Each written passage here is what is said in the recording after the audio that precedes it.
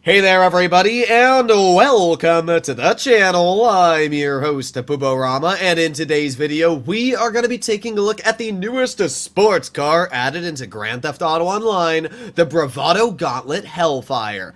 Looks can be deceiving. At first glance, you'd probably think that this is indeed a muscle car, which, let's be real, it still basically is, at least on the terms of looking and sounding, but when it actually comes to its status, it's ranked within the sports class. Get your hands on this brand new vehicle, you're gonna have to make your way over to southern San Andreas, and it'll cost you $1.8 million.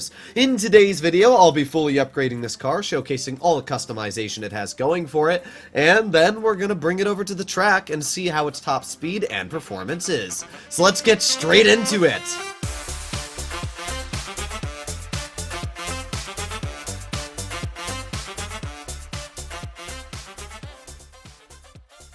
Something that's really cool I noticed just while making my way over to the LS Customs is the fact that you've got little roof flaps on the top like air brakes that I'm guessing are meant to slow you down. That's actually really cool. Rockstar added these to this car.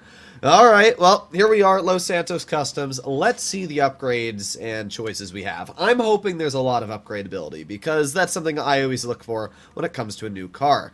Well, we got a Hotring Aerial, which doesn't really mean much. Okay. We got some armor upgrades as usual. We got our brakes, and now we arrive at not much of an upgrade. We got a front bumper. I mean, do I want the bolted front bumper? Sure, why not? Okay, we got some trunk fins and transparent trunk fins. I mean, I guess they're cool. They don't really do much, though. I'll put them on. I mean, so far not too much when it comes to upgrades. We got an exhaust choice. We can either do chrome or stock. I'll stick with the stock. I like that little blue hint it has going off of it. We can change the lights, but it obviously doesn't have any lights, so that doesn't matter. Okay, well, we got liveries, and yes, there are some pretty cool liveries for this car, which is one thing I am excited for. So we got some pretty cool ones so far. Not a huge fan of this Bank of Liberty one. Shrewsbury shotguns. We got Lucky Plucker. Device. P's and Q's. This one's kind of cool. Is there a Sprunk one? I actually really like that 63 one. Bean Machine.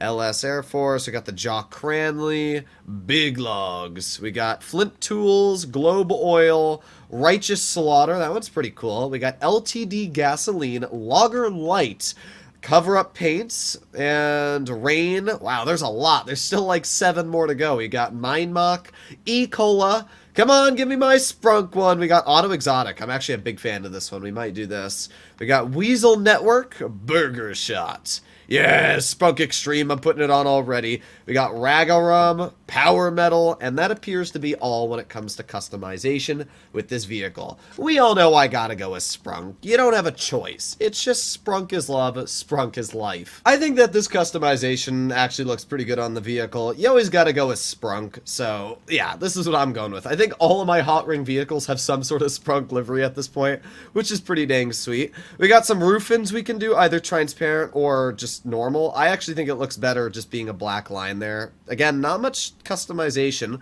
We do have some spoiler options. We can do a ducktail. We can actually make it kind of see-through, which is really weird to look at, I'm not gonna lie. We can do a black spoiler or stick with our Sprunk.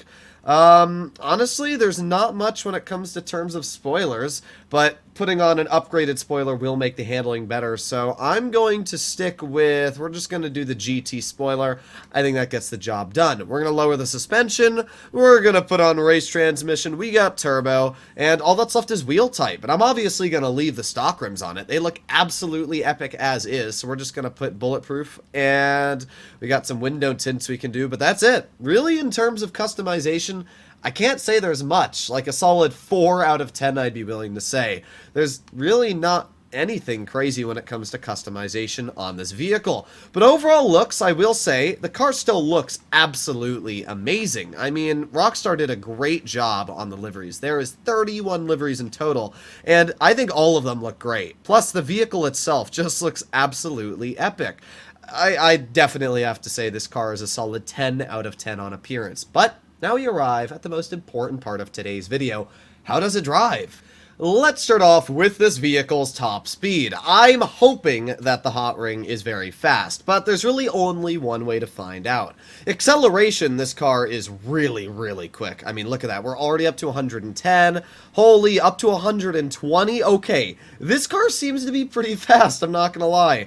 124. It seems like top speed is 124, 125-ish. It's not going anywhere past. So yeah, I'm gonna be willing to say that the top speed on this vehicle is about 124 miles per hour. We are speeding up a bit here, but that's most likely because of advanced handling flags. I'd be willing to say it's a $124, which is pretty fast, I'm not gonna lie. That's really good for a sports car. That ranks it up within the top 20 already. So yeah, very, very fast when it comes to overall top speed. So let's figure out how the handling is.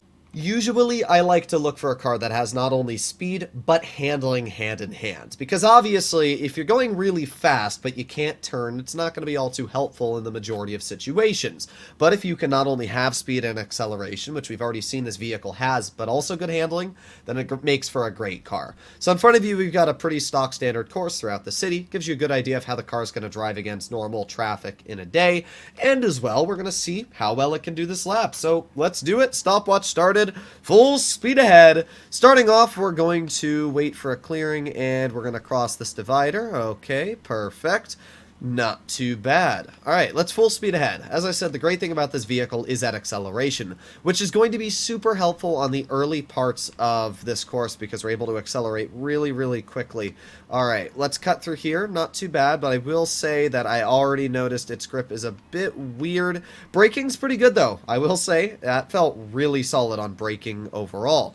Okay, let's roll around this car here, and let's squeeze through this traffic. Okay, nice. No problem so far. Let's hope we don't crash into any vehicles. Okay, good. Staying on the right side of the road.